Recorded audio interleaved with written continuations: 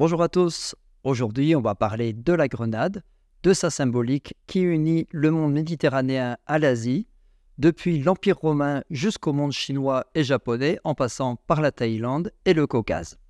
Parce que c'est certainement quelque part entre la Perse et le Caucase que cet arbre est cultivé depuis plusieurs milliers d'années. Et ce qui est surprenant avec ce fruit, c'est que sa symbolique est presque la même partout, elle est liée à la fertilité et au rite de passage. Et ça, grâce à ses caractéristiques. Elle a une coque très dure qui contient des centaines de petits grains qui produisent un jus rouge sang. En Arménie, d'où l'arbre est peut-être originaire, la grenade est perçue comme un véritable symbole national, presque une personnification de la culture arménienne, et elle va contenir presque toutes les représentations symboliques de ce fruit. Ces nombreux grains représentent l'abondance et la fertilité, et on dit qu'elle en contient 365, un pour chaque jour de l'année. C'est pour ça qu'elle va être utilisée pendant les mariages où elle va être omniprésente. Dans les décorations, elle est tarosique, de petites grenades séchées ou artificielles qu'on va offrir aux invités, notamment aux célibataires. En Arménie occidentale, la mariée écrase au sol une grenade le jour de ses noces pour s'assurer une descendance nombreuse, et c'est une tradition qu'on va retrouver dans d'autres cultures. Mais la grenade représente aussi un symbole de chance. Elle est utilisée comme objet apotropaïque, un objet qui est là pour rejeter le mauvais œil, que ce soit en Arménie, dans les Balkans ou en Turquie. C'est aussi un symbole de renaissance qui va résonner fortement avec le christianisme, bien sûr, mais qui est surtout un symbole lié au génocide arménien et au traumatisme qui va avec. C'est pour ça qu'elle va être très présente dans les arts, dans la peinture, mais aussi dans le cinéma. Et le chef-d'œuvre du cinéma arménien, qui s'appelle La couleur de la grenade, est un film étonnant et allégorique qui raconte la vie du poète Sayat Nova. Dans le film Ararat, Charles Aznavour défie un douanier en mangeant une grenade qu'il n'a pas le droit d'importer au Canada, une grenade qui symbolise l'âme du peuple arménien. Veuillez garder avec vous vos bagages à main en tout temps, pour des raisons de sécurité. What are you doing? This way I don't need to bring it in. I eat it here at the gate of your country. Look.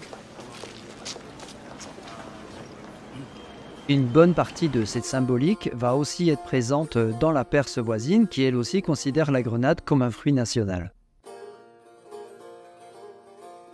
C'est là que les Zoroastriens font boire du jus de grenade aux agonisants parce qu'elle représente la renaissance et l'immortalité, une immortalité qui tire sa symbolique de son feuillage persistant. C'est pour cette même raison qu'au cours d'une avjot qui marque l'entrée d'un enfant dans le monde zoroastrien, on lui fait mâcher quelques feuilles vertes du grenadier et que, comme en Arménie, la jeune mariée écrase une grenade au sol. Parfois, on y fiche même des pièces de monnaie dans une symbolique de prospérité évidente. 3 étapes, 3 passages dans la vie d'un zoroastrien, la naissance à la fois, le mariage et la mort, marqués par la présence de la grenade. Et des zoroastriens, on en trouve aussi en Inde où la grenade a fait son chemin depuis des millénaires. On en a déjà des traces dans le Rig Veda où elle renferme la même symbolique de fertilité et de chance, et aujourd'hui ce fruit est associé au dieu Ganesh mais aussi à la déesse Bhumi. Et c'est à cause de ce symbole de fécondité et de fertilité que les Jains refusent de la manger. Les fidèles du jaïnisme appliquent la notion d'ahimsa, de non-violence, jusque dans leur alimentation. Ils adoptent un végétarisme strict et ne mangent pas les légumes racines et les tubercules puisque les déterrer entraînerait la mort de la plante. La grenade, à cause de ses trop nombreuses graines, est la plupart du temps évitée par les Jains, qui la considèrent trop vivante, si on peut dire, en tout cas trop chargée de vie. En sanskrit, on l'appelle un mot qui a été emprunté par le thaï, qui signifie grenade, mais qui est aussi le nom d'une déesse de la fertilité, dont on ne connaît pas précisément l'origine, mais dont le nom et la fonction ramènent évidemment à la grenade. Elle possédait un temple célèbre à Bangkok qui aujourd'hui a disparu, où on faisait des offrandes de phallus dans le but d'obtenir une descendance. Mais en Thaïlande, les grenadiers qu'on peut parfois voir chez les particuliers, mais aussi dans les temples, peuvent avoir une toute autre origine.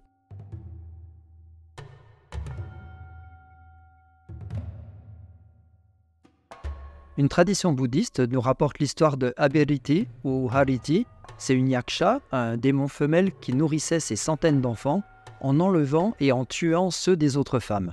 Le Bouddha dut intervenir en enlevant et en cachant le dernier-né de Hariti jusqu'à ce qu'elle vienne implorer son secours. Il lui fit entrevoir la douleur qu'elle avait infligée aux autres mères par la perte d'un seul de ses enfants, et lui fit la promesse de ne plus se nourrir que de grains de grenade. Hariti est devenue une des 24 divinités protectrices du bouddhisme, et spécialement protectrice des enfants. Ce mythe a été très présent dans la région du Gandhara au Pakistan actuel, et c'est là qu'on trouve encore de nombreuses représentations de Hariti, notamment au musée de Peshawar, et le tombeau de Hariti à Pushlavati est toujours visité par les Pakistanaises qui viennent chercher une protection pour leurs enfants.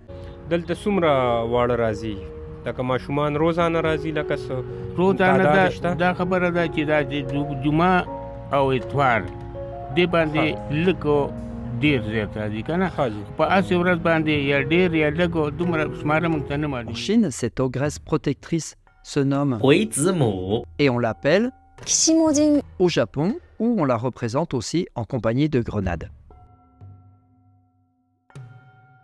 Et en Chine aussi, la grenade est un signe de prospérité, de longévité et de chance. Et on peut la voir représentée dans des peintures traditionnelles, pendant les mariages, mais aussi dans les maisons, comme c'est le cas par exemple dans le Soreng Thai de Bangkok. On dit que c'est le diplomate et explorateur chinois Zhang Qiang qui a ramené ce fruit de ses voyages en Asie centrale, et les linguistes font remonter l'origine de l'ancien nom chinois de la grenade à l'arabe rumman.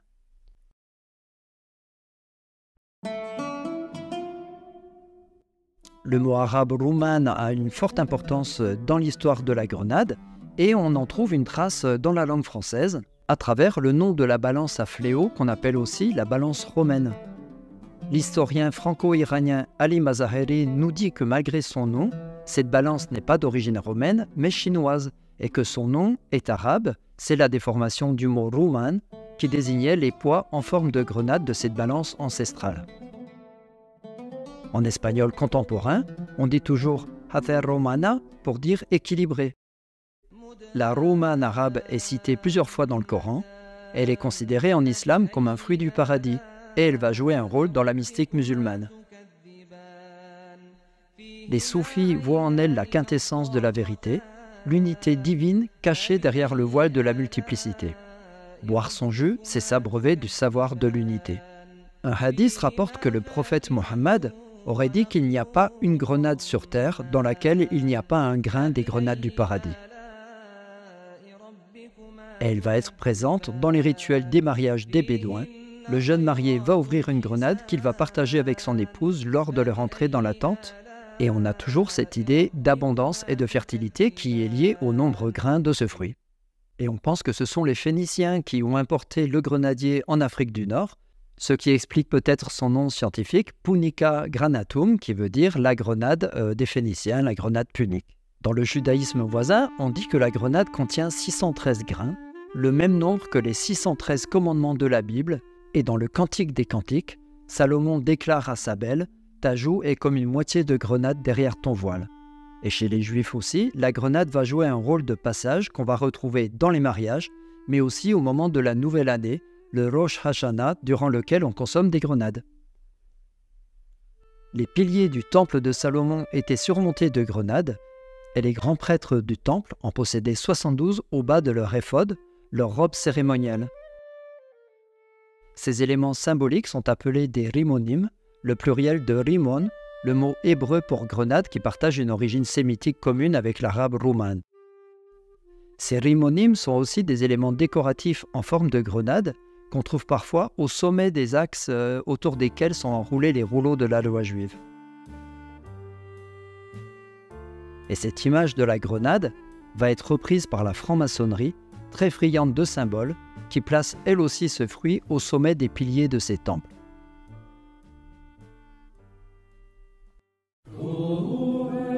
Dans le christianisme aussi, elle va être bien évidemment importante. Sa corolle symbolise la couronne du Christ, la couleur de son jus, son sang, et ses grains, la communauté des fidèles protégée par l'Église qui prend la forme de la coque.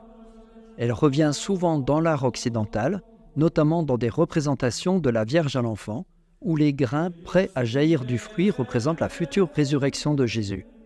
L'unité, la renaissance et la résurrection, mais aussi la vie éternelle sont contenus dans la grenade. En Arménie, le Catholicos Karekin organise une bénédiction des grenades, symbole religieux et national.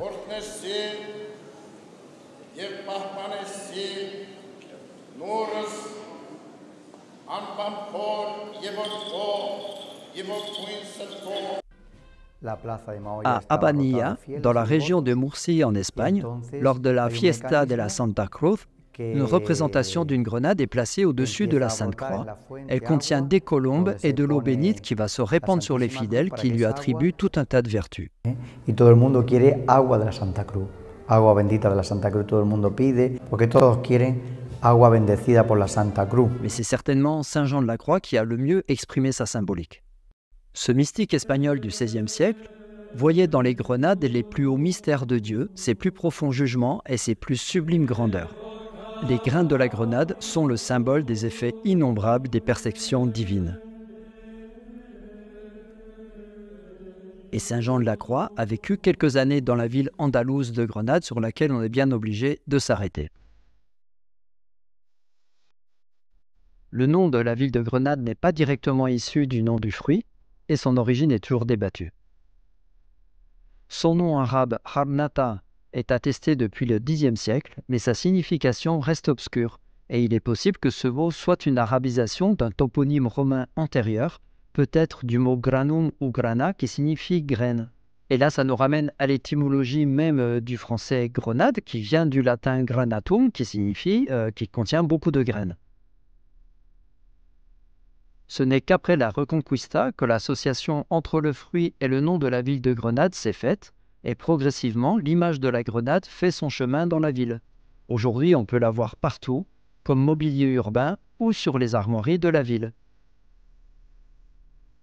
Et en Occident, parmi toutes les formes héraldiques de la grenade, on la voit toujours très mûre, fendue avec les grains prêts à sortir, et cette forme a souvent une connotation sexuelle. Elle représente le sexe féminin entrouvert qui fait encore écho au rituel de mariage et de fécondité. On en a une illustration contemporaine dans le tableau de Salvatore Dali qui s'appelle « Rêve causé par le vol d'une abeille autour d'une grenade, une seconde avant l'éveil ». Mais on va aussi retrouver cette grenade sous une forme sexuelle dans d'autres tableaux anciens ou contemporains.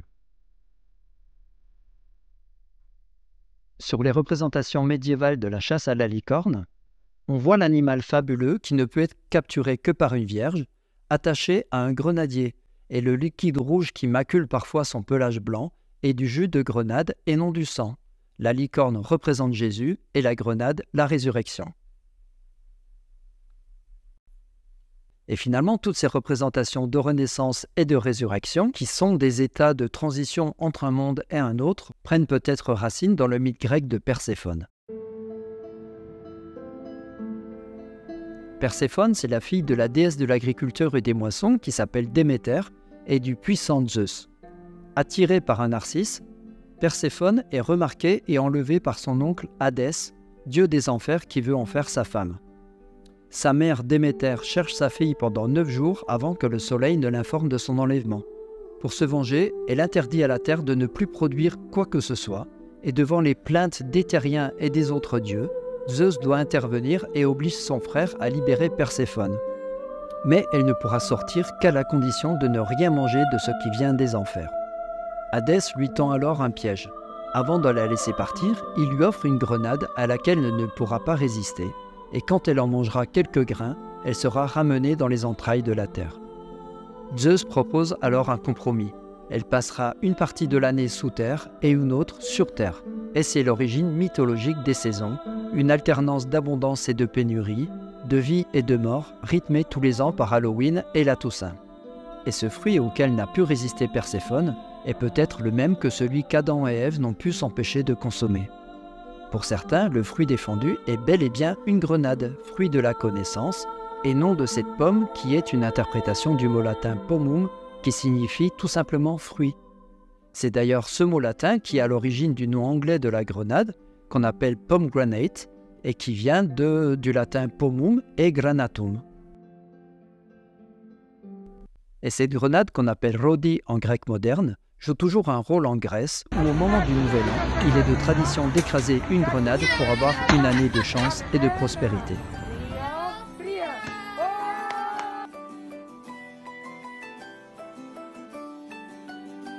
Et il est bien triste que ce fruit, symbole de vie, soit devenu le nom d'une arme qui est un symbole de mort. Une arme qui est devenue un symbole auquel la gendarmerie française, comme d'autres corps de combattants, reste très attachée.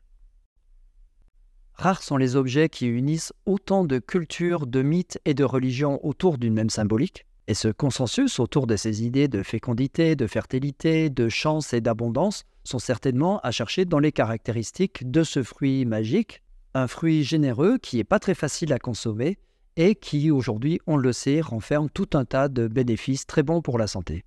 Et on peut finir sur un conte arménien qui nous raconte qu'un jour, 3 grenades sont tombées du paradis sur terre. Il y en avait une pour le conteur, une pour celui qui écoute et une pour le monde entier. Voilà, merci d'avoir suivi cette vidéo. Comme d'habitude, je vous invite à la liker, à la commenter, à la partager, à vous abonner à ma chaîne si ce n'est pas encore fait, à activer la cloche, tout ça. Et on se retrouve très bientôt pour un tout autre sujet. Bye bye.